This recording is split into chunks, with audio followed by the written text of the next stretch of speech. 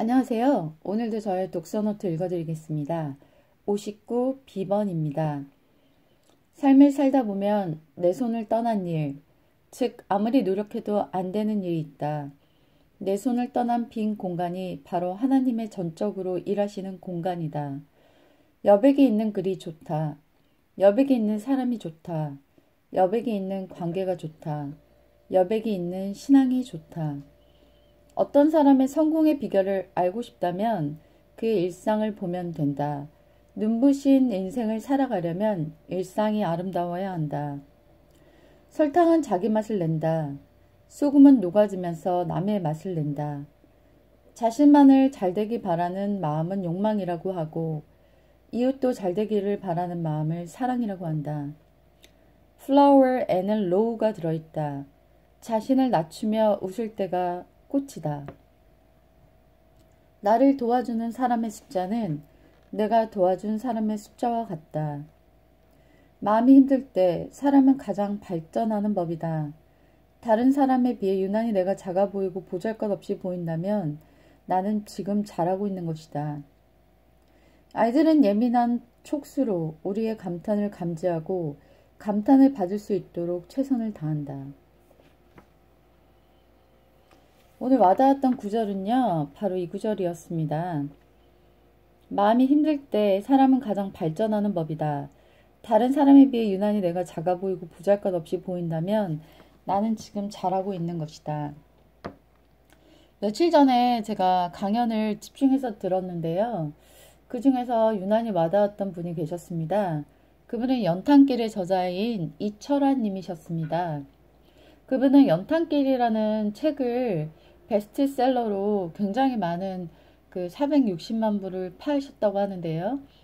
많은 독자들의 사랑을 받기 전에 그는 무명의 오래된 시간을 보냈고 그의 책을 그런 출판사에 보냈을 때 많이 거절을 당했고 혹독한 평을 받았다고 합니다. 그래서 그 작가님은 직접 찾아가서 자신의 글에 부족한 점이 무엇인지를 듣기를 원했다고 하는데요. 굉장히 그 안에서 문정 발시를 당한 경우도 있었고 어떤 얘기도 들려주지 않았던 사람도 있었고 정성껏 얘기를 들려준 사람도 있었다고 합니다.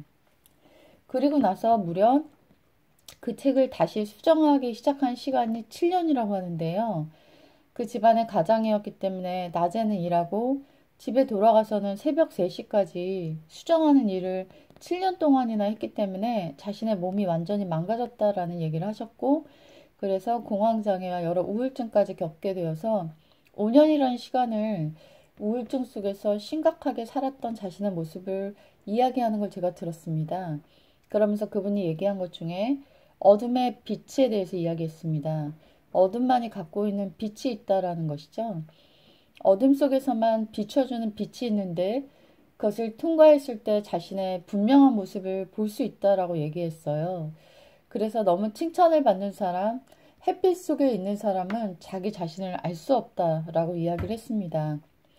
그 얘기를 들으면서 그분의 강연에 나오는 문구, 말투, 그리고 눈빛과 표정들을 보면서 정말 많은 암흑기를 통과하면서 그분이 참 지혜로워졌구나라는 생각이 들어서 여러 개 찾아서 강연을 들어보았습니다. 하나같이 원고 없이 지혜로 가득 찬 강연을 하는 모습을 보면서 놀라움을 금할 수 없었는데요. 과연 정말 어둠을 통과하였기 때문에 그가 마음의 성숙과 더불어서 아름다운 보물을 갖게 된 게 아닐까 하는 생각이 들었습니다. 그래서 내가 유난히 작아 보이고 보잘것없이 보인다면 지금 나는 잘하고 있다 라고 바라보면 어떨까 하는 생각이 들었습니다. 그리고 플라워에는 로우가 들어있다. 자신을 낮추며 웃을 때가 꽃이다. 요즘 제가 많이 들었던 마음이 결코 교만해서는 안 된다. 항상 낮은 자의 마음을 가져야 된다. 이런 생각이 좀 되게 많이 들었어요.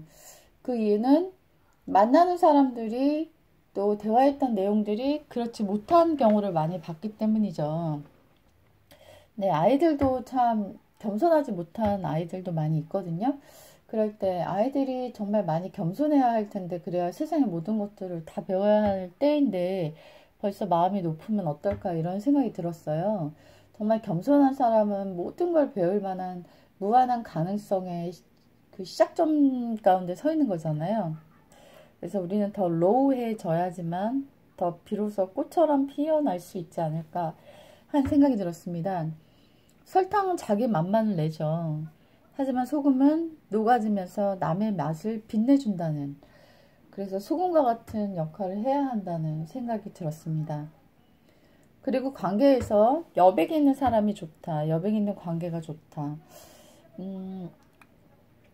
제가 만났던 사람 중에 조금의 여백도 주지 않는 어떤 분이 계셨거든요. 거의 매일 연락을 하시더라고요. 근데 나중에는 제가 너무 여백 없이 다가오시니까 정말 숨이 막혀가지고 이렇게 다가오면 제가 너무 부담스럽다 이렇게 얘기했더니 또 그냥 확 그냥 없어지시는, 그런 관계가 없어지는 그런 극단적인 행동들을 하시는 거 보면서 좀 되게 당황스러웠는데요. 내 마음과 내 감정대로 행동하는 것이 아니라 상대를 배려하는 관계를 유지해가는 것이 바로 여백을 주는 관계가 아닌가 이런 생각이 들었습니다. 내가 편안해지듯이 남한테도 편안감을 줄 수 있는 그런 배려의 마음, 여백의 마음, 관계 속에서도 약간의 거리를 두고 관망하고 또는 지켜봐주고 기다려주는 신뢰의 관계의 마음, 이런 것들도 정말 필요하지 않을까 이런 생각이 들었어요. 오늘 독서노트 통해서 저의 마음도 또다시 한번 아름다운 명문으로 인해서 더 다듬어지는 그런 시간이었던 것 같습니다. 오늘도 저의 얘기 들어주셔서 너무나 감사합니다. 안녕히 계세요.